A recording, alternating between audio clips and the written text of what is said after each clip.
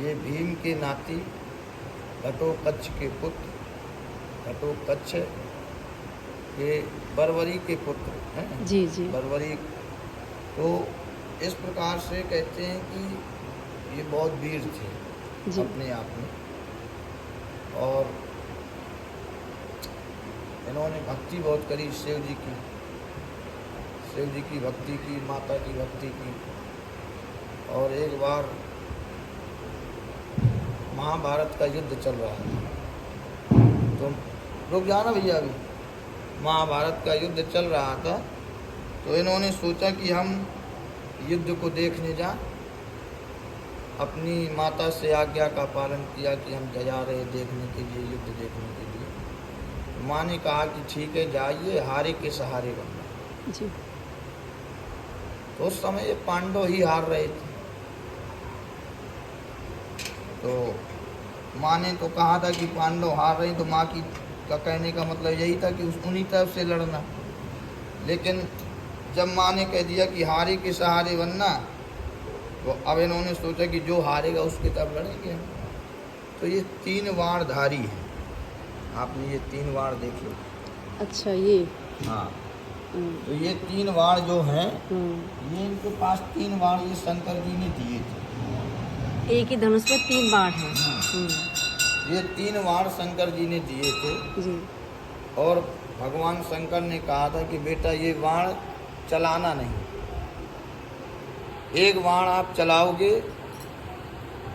तो कहते हैं कि जितनी भी सेना होगी पूरी घायल हो जाएगी, और दूसरे में सब पूरे संहार ही हो जाएगा, और तीसरा कभी नहीं चलाना, नहीं विनाश हो जाएगा। तो इस प्रकार से ये 3 वाणधारी थे, और नीला घोड़ा था इनका, नीले घोड़े में चलते नीला थे। घोड़ा। तो इस प्रकार से जब ये युद्ध देखने के लिए चले, तो भगवान कृष्ण इनको ब्राह्मण के रूप में मिल गए। तो भगवान ने कहा कि भैया कहाँ जा रहे हो? बोले युद्ध देखने जा रहे हो। बोले युद्ध देखने जा रहे हो कि युद्ध लड़ने जा रहे हो? बोले जो हारेगा उसके तरफ से लड़े। भगवान ने सोचा कि ये तो गड़बड़ करेगा, कभी कौरव हारेंगे, कभी पांडव हारेंगे। तो इस प्रकार से उन्होंने कहा कि तुम युद्ध देखने जा रहे हो, लड़ने जा रहे हो, और तुम्हारे पास तो 3 बाण हैं। बोले 3 बाण में ही हम सब कुछ कर सकते हैं। जी तो भगवान ने परीक्षा ली। बोले एक बाण दिखा चला के दिखाओ आप। बोले पीपल के जितने पत्ते हैं ये हमें आप छेद के बताओ। तो इस प्रकार से एक बाण जहाँ से चलाया, तो एक बाण में ही सारे पत्ते छिद गए।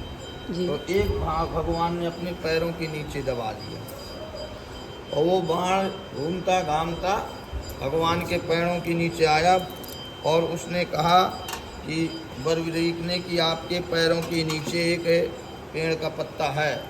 तो भगवान ने अपना पैर हटाया तो वो भी छिद गया, यानी एक बाण से ही पूरे पीपल के पत्ते छेद दिए।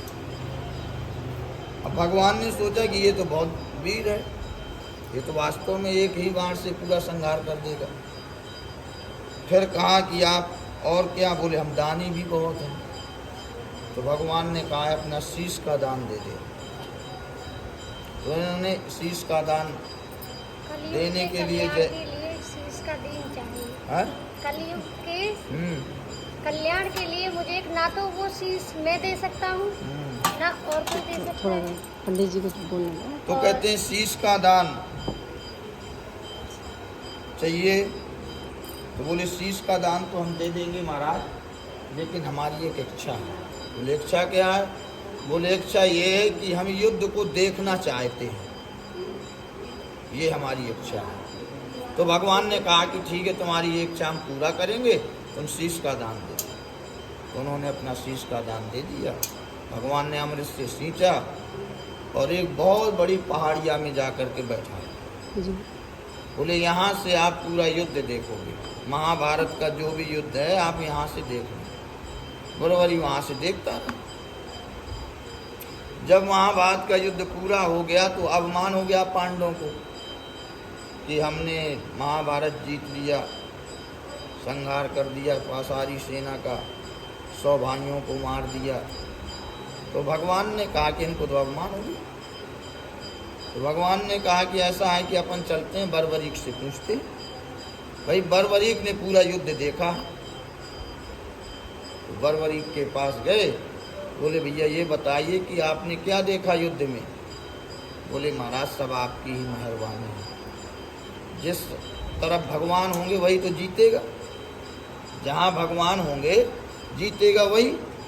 और बोले मैं यहाँ से युद्ध देखता रहा, पूरा सुदर्शन चक्र आप बोलो हारे के सहारे की जय। हाँ इनके पास, इसलिए ये कलयुग के साक्षात देवता माने जाते हैं। जैसे हनुमान जी कलयुग के साक्षात, हनुमान जी तो चारों युग के हैं, चारों युग प्रताप तुम्हारा।